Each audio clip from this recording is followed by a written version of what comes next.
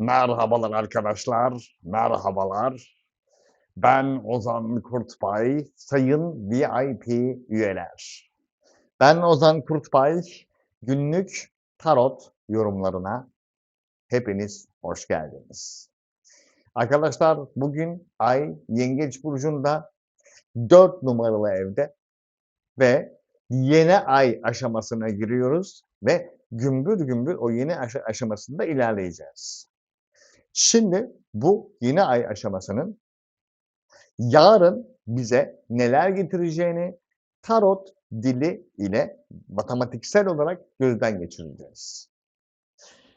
Tarot kartları elimizde. Hemen başlayalım. Güneş burcu ve yükselen burcu Koç olan arkadaşlar. Bakalım yarın sizi neler beklemekte. 1 numaralı kart, 2 numaralı kart ve 3 numaralı kart. Sayın Koç burçları, yarın özellikle kendi istediğiniz ve inandığınız yolda ilerlerken aziz kartı denge oturmaya başlayacak yarın. O denge başlamasıyla beraber önümüzdeki süreç çok daha sağlıklı ve verim alabileceğiniz bir sürece geçiş yapacak. Tabii ki o süreç sizin inandığınız yolda olduğu sürece. Başkasının yolunda yürüyorsan sıkıntı büyük. Ama kendi inandığın yolda yürüyorsan tamamen denge çıtırt diye oturacak yarın itibariyle ve o dengenin oturmasıyla beraber yaptığın her icraat, verdiğin her emek kendi gücüne güç katma ile devam edecek. Çünkü Zodyak'ta Yengeç Burcu 4 numaralı ev demek. Hayatımın merkezi ve kökleri. Achtung. Oradan dümdüz yukarıya 10 numaralı ev. 10 numaralı evi Satürn gezegeni yönetir. 4 numaralı evi bilinçaltı yönetir. Ay. Ay o dengeyle Satürn'le dengeye oturduğu an üstüne koyduğun her şey aşamalı aşamalı daha çok güçlenmeye gideceğin süreçtir. Sayın Güneş Burcu ve Yükselen Burcu Koç, kendi inandığın yol şartı ile ama. Bu şartla. O yol senin inandığın, bütün benliğinle inandığın yol ise zıbam. Tamamen zıbam noktasına doğru gidiyoruz. Aksi takdirde o denge hiçbir şekilde oturmaz. Sen hafif yan dönük, denge oturmadı. Denge oturmadı çünkü senin inandığın yol değil. Bitti. Gelelim Güneş Burcu ve Yükselen Burcu Boğalar. Sizin 3 numaralı eviniz. Düşündüklerinizi filizlendirme ve hayata aktarma süreci. Mayday, mayday sayın boğalar. Bakalım neymiş ne değilmiş. 1 numaralı kart, 2 numaralı kart ve 3 numaralı kart. Diyor ki sayın boğa burçları için. Hayatınızdaki bir süreç sona ermiş kılıçların onlusuyla. Yeni bir sürece giriş yapıyorsun, hatta geçiş yapıyorsun sayın Güneş Burcu ve Yükselen Burcu Boğalar. Zihnen bir dönem kafanda bitiyor, aynen ve soru işaretleriyle beraber yeni bir süreç başlıyor. İlk işin o soru işaretlerini gidermek olmalı sayın Güneş Burcu ve Yükselen Burcu Boğa.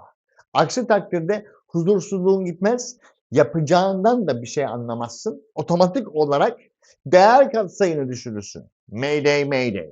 Değer katsayını düşürürsün ve önünü öngöremez hale gelirsin. O yüzden şunların yeniden filizlenmesi için, çünkü şunlar ne? Düşünce, akıl. Aha da burada. 3 numaralı evin konusu bu. Düşünce ve akıl matematiksel olarak önünü öngörmek istiyorsan yeni başladığın süreçte öncelikle soru işaretlerinin giderilmesi gerekiyor. O soru işaretleri giderilmediği sürece hiçbir şekilde önünü öngöremezsin ve dersin ki benim hayatımın bir merkezi eksik. Çünkü 3 numaralı evin bir sonraki ev 4 numaralı ev. Hayatımın merkezi eksik. Hayatımın merkezi eksikken ben ne yapabilirim? Önümü öngöremem. Mayday, mayday. Bitti. Done. Gelelim şimdi sayın İkizler Burcu'na. Değerler evi. Bakalım değerler evinde durum nedir, ne değildir?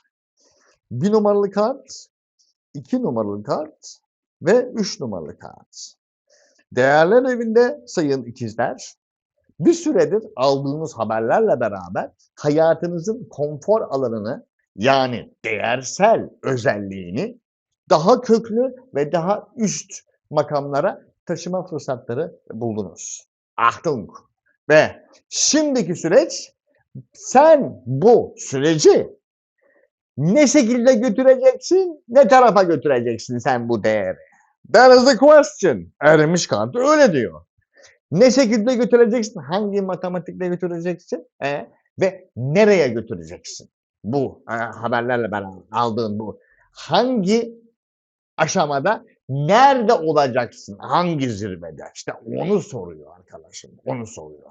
Ve son kartta diyor ki eğer buna karar verdiğin an yaptığın konuşmaların sonunda o yön tayini olduysa o değeri fazlasıyla alacağın görünüyor sayın ikizler.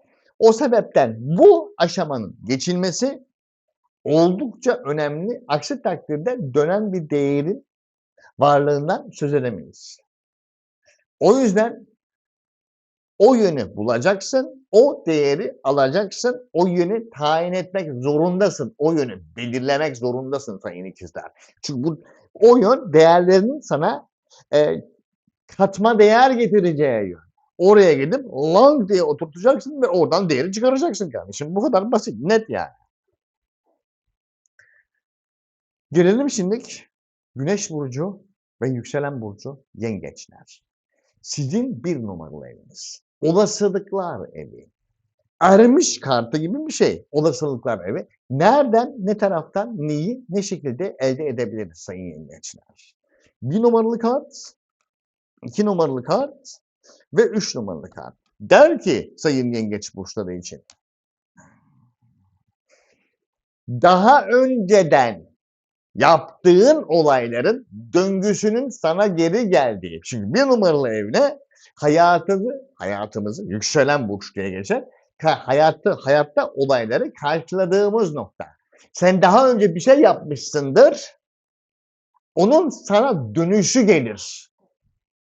Anda bununla, kupaların altılısıyla. Daha önceki yarattığın katma değerin değerleri ve tepkilerinin sana dönüş yapma zamanı sayın yengeç. Bununla beraber sınırlarını çok daha kaliteli bir şekilde belirleyebileceğin, çıtayı çok daha üst noktaya koyabileceğin bağlantıları birleştir. Kılıçların kralıyla ver coşkuyu sayın yengeç. Artının üstüne artı kat. O olasılıkları çok iyi bir şekilde değerlendir sayın yengeç. Hazır Merkür de 1 numaralı evinde yengeç burcuna retrodayken senin artık kendini uç nokta bir şekilde kanıtlamaya başlaman lazım. Yaptıkların ve üstüne gelecekler ve yapacakların. O senin imzanı taşır, damganı taşır. Dan diye onu oraya vurursun yengeç.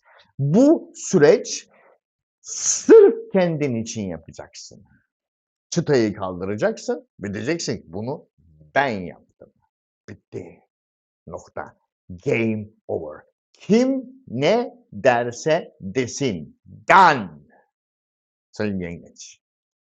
Bu süreç o süreç işte. Beklediğim bir süreç var ya işte. O bu işte.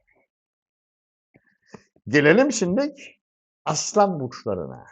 12 numaralı ev. Kayıplar, yapamadıkların, unuttukların ve gizli kapaklı olayların kayıpları işte. Bakalım sayın aslanlar nedir, ne değildir? 1 numaralı kart, 2 numaralı kart ve 3 numaralı kart. Der ki sayın aslanlar için bir süre öncedir bir şeylerin adını koyman gerekiyordu kaybetmemek için. Yaptın mı sayın aslan yoksa kaybetme korkusuyla diye tribe mi girdin? Kılıçların beşlisi. Şart. 12 numaralı ev, karanlık nokta. Adını koyman şart. Bitti. Göz yumamazsın.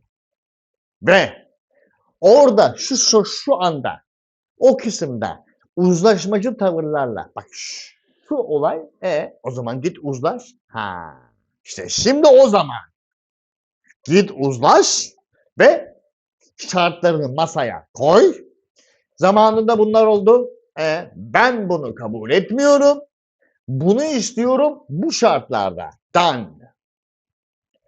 Bunu istiyorum bu şartlarda.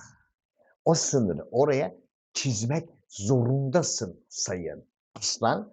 Orada politik bir göz yemez. Çünkü bu saf adalet ve matematik. Bitti. Yapamazsın. Hiç şansın yok.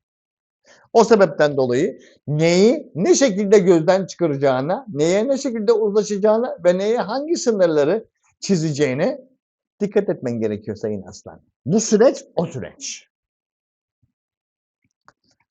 Gelelim şimdi gölgelerin gücü adına, gölgelerin gücü adına Sayın Başaklar. Dış bağlantılar. Aynen. Benim de yükselen burcu. Bir numaralı kart, 2 numaralı kart ve 3 numaralı kart Sayın Başaklar.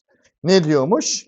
Bir süredir sınırlarınızı çiziyorsunuz ve adetle tamamen saf mantıkla ilerliyorsunuz. Hatta üstüne onun şerefi. Madem bütün bunları yaptım o zaman ben gardımı da alıyorum.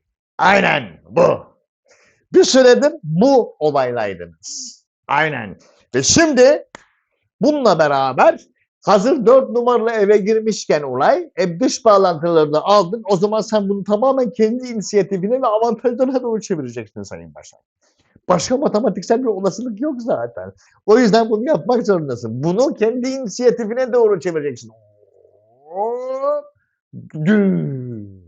Bitti. Çevir. Kullan. Ve son kart der ki bunu öyle bir mücadele haline getir ki U dönüşü yap ve ver coşkuyu. Sayın Başak 11 numaralı evde. Gölgelerin gücü adına nedir, ne değildir? Bu senin bütün yollarını açmaya başlar. Tık tık tık tık tık. Çünkü abi şu iki kart boru değil yanına geldiği zaman. Boru değil.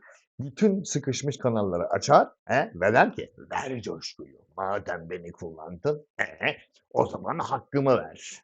Hem şans kartı hem sınırlar hem adalet hem mantık hem aynı zamanda bir şeyin en mantıksal olasılık yolu. Bitti. Bitti. Hepsini yardırman gerekiyor Sayın Güneş Burcu ve Yükselen Burcu Başak 11 numaralı evinde. Dış bağlantılar evi. İstediğini istediğin yere istediğin şekilde koyma zamanı. Bu mu? Bu. Gelelim şimdi terazi burçlarına. Kariyer evi boru değil. Orada yeni ayı var. Akıllı olun.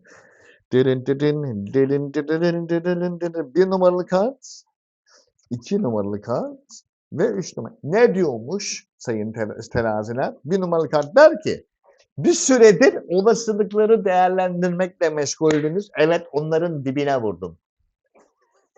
Kupaların üstü. Güneş vurdu terazi. Onların dibine vurdum. Hatta dibine vurdum. Düşün. O derece mi? O derece. Şimdi onların üstünde mücadele devam. Onların üstünde mücadeleye devam. Sayın teraziler o olasılıkları buldun ve kullanmaya başladıysan mücadeleye devam ve bundan sonraki süreç kendi üstüne bir tane daha kendin katma zamanı. Çünkü olasılıklar 3 tane. Kendi üstüne bir tane daha kendin katma zamanı. Kendini double bir şekilde aşma zamanı Sayın Güneş Burcu ve Yükselen Burcu terazi. Bunu yapsan yeridir. İkisini de koy üst üste. Ding ding. Bir en alttaki sen, bir ortada sen, üstünde yine sen. Ne oldu? Komple mi ben? Komple sen. İstediğin kadar şey yapabilirsin. Aşama kat edebilirsin kendi olasılıklarla. Birinci yolu dene. Oluyor. Devam et. İkinci yolu dene. O da oldu. Tamam oradan da devam et. Allah niye duruyorsun ki? Şunu dene bakayım. O da oldu. Abi üçünden beraber akıt. Sonra ortak bir frekansta toplarsın. Bitti. Done. Bu da kendini aşmak demek zaten. Çünkü herkes bir yoldan ilerler. Sen 3 yoldan ilerleyeceksin. Niye? Havanın kardinalisin. Çünkü tepeden hepsinin nereye gittiğini görürsün. Bu. Ayıp denen bir şey var. Kendini kullan. Gelelim şimdi Akrep Burcu'na. 9 numaralı ev. Yaşam felsefesi, yapmak istediklerim, hayal yapabildiklerim, yapamadıklarım ortaya karışık. Karışık sayın akrepler. Ölümün öpücükleri. 1 numaralı kart, 2 numaralı kart ve 3 numaralı kart. Düşün ya, 4 hayatımın merkeziyle yapmak istediklerini birleştirince ortaya kaos çıkıyor. Sen kimsin peki? Akrep. Yani ikinci yönetici gezegen Plüton. Yani kaos. Kendine oynayacaksın yani. Sıkıntı yok. 1 numaralı kart der ki etrafında kim sana vermesi gereken değeri vermiyor? Bırak o kaosun içinde boğulsun. Yapacak bir şey yok. Aynen. Veren sıkıntı yok ama vermeyene o kaosun içinde bol. Böyle doğaçlama ama böyle ama bana öyle dememişti. Tamam. Yani benim için bu yolda sıkıntı yok ama ama benim değerlerim o uymuyor. Allah benim değerlerim uyuyor. Ben buradan zaten o finale gideceğim. Yerse, yemiyor. Yaptır bunu. O tırnakları yedirt. O tırnakları yedirt. Aksi takdirde hesabın tutmaz. Hesabın tutmaz. Hesabın tutmayacağı gibi yeni döneme geçemezsin. Hadi yer mi? Sayın akrep yer mi? Yiyorsa üstüne bir de gargaraya. Onu yapmışken ötekini de yap bari. En sonunda bir de git kendini göm. Yani sana zahmet. Madem oyunu yedi, o zaman gargara yap, üstüne kendini göm de. Sıkıntı yok. Onu yapabilen onları da yapar. Değil mi? Net. Yani sen anladın benim dediğimi. Gelelim şimdi yay burçlarına, uçan pislikler. Kırızlar evi oğlum, boru mu? Aynen. Kırızlar evinde akrep oğlum o evin sahibi. Aynen tabii bildiğin gibi değil. Şimdi bakalım sayılar ne diyor? Ahdın hazır mısın? Yusuf. Bir numaralı kart, 2 numaralı kart ve 3 numara. Ne diyormuş? Ne demiyor ki? Ağzı olsa da konuşsa o derece. Aynen. Bir numaralı kart diyor ki yepyeni sürece krizden çıkıp yepyeni sürece giriş yaptı mı? Çünkü 8 numaralı evden sonra 9 numaralı eve gelir. 9 numaralı evin sahibi kim? Yay. Şu anda hangi burçtayız? Yay. Bitti. Yeni macera. Yeni maceraya giriyor. Sadece yer mi acaba girerken? Çünkü orada bir nur topu gibi bir tane kılıçların beşlisi var. Nur topu gibi. Hanemiş. Ne oldu? Hangisini istiyorsun? 1 mi, 2 mi, 3'ü mü? 3'ün birini istiyorum. 3'ün birini. Alabilecek misin 3'ün birini? Deneme yanılma yöntemini kullanacağım. Aynen deneme yanılma yöntemini kullan. Ama bir tanesini kullanıp o dengeyi oluşturman lazım. Haberin olsun. Ben bir dolanıp geleyim yok. Yemez yani. Çünkü algoritma senin. Şu ben algoritmayı cami avlusunda bıraktım. Biri alır herhalde. Eşek değildir. İnan bana eşek. Yaparlar çünkü onların değil algoritma. Onlara ne? Alsalar bile işe yaramaz ki. Sistem bunu kabul etmez. Sen geç bakayım kenara. Sen geç. Geç kenara. Bakayım elindekine. Kimliğini çıkar. Tamam. O kimlikte o algoritma tutmuyor. Gömün. O algoritma kiminse onu da çağırın, onu da gömün. Hadi. Yapacak bir şey yok oğlum. Mecbur. SS. Gelelim şimdi Oğlak Burcu'na. 7 numaralı ev oğlum. Önünüzü ilikleyin. 7 numaralı eve geldik. Önünüzü ilikleyin de bir dur. Bir durun. Tam ilikleyemedim. Bir durun. Ciddi işler, ciddi ilişkiler oğlum. Boru değil. Aynen.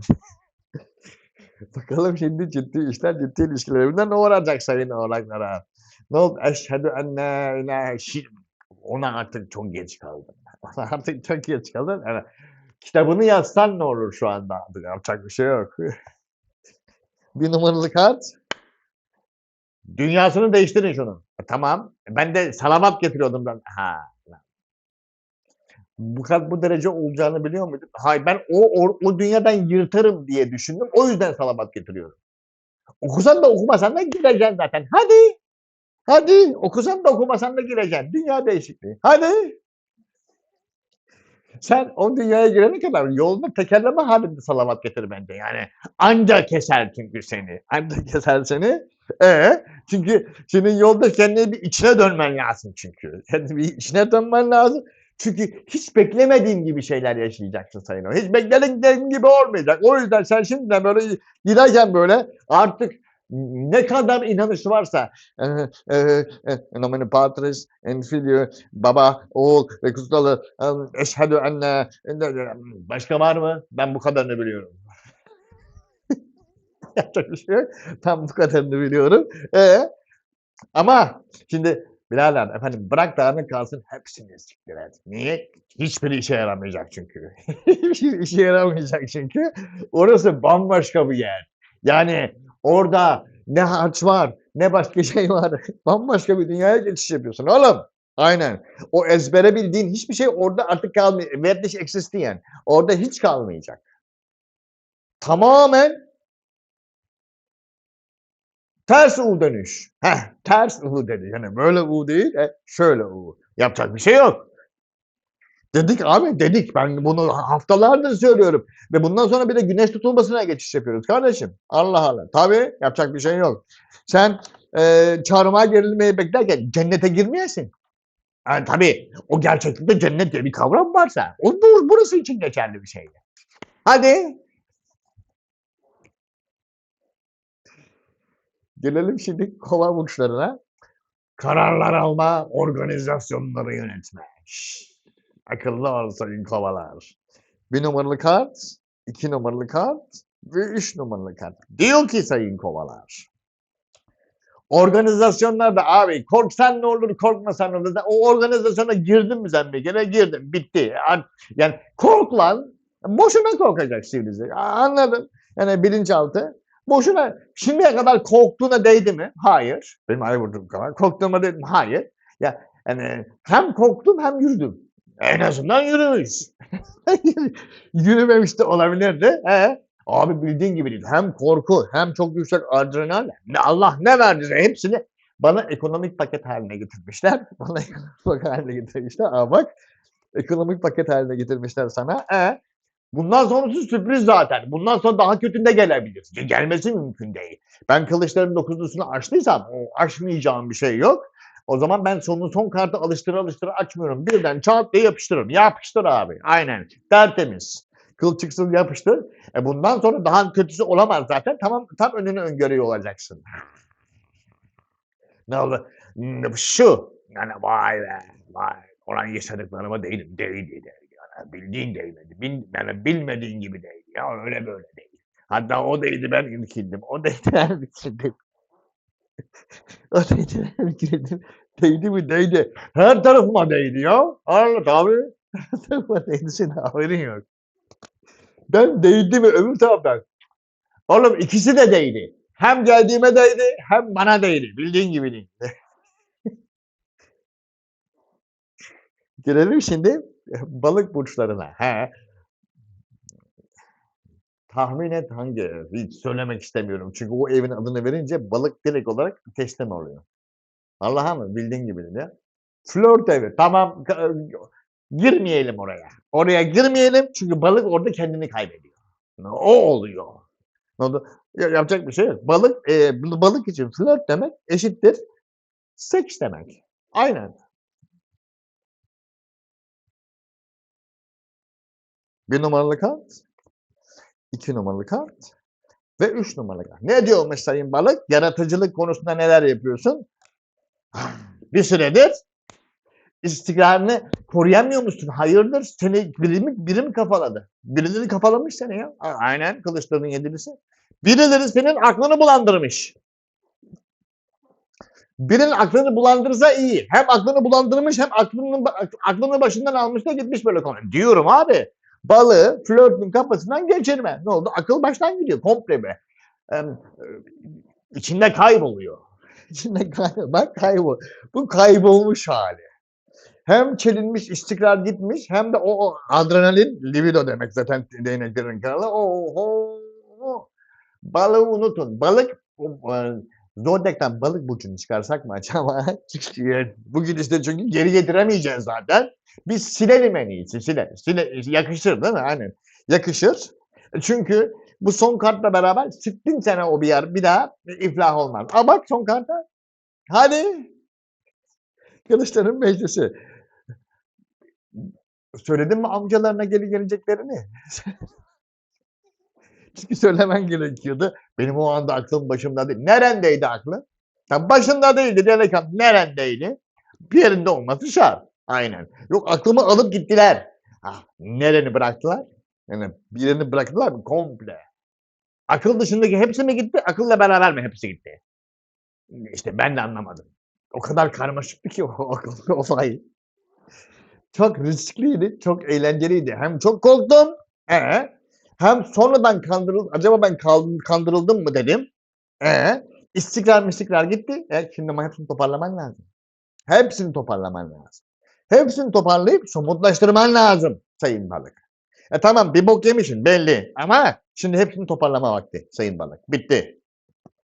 Onu hayal gücüymüş gibi yani Serap'tı canım o. Serap sen onu yaşamadın. Yani yaşıyor yani öyle diyelim de bari. Öyle değil de bari yani yapacak bir şey yok. Yani gerçeği yüzüne vursak kendini şey yapacak şuradan. Allah kendini kendine feda edecek. Düşün ya. Aynen. Arkadaşlar ben Ozan Kurtbay. Daha sonraki videolarda görüşmek üzere. Arrivederci. Eyvallah.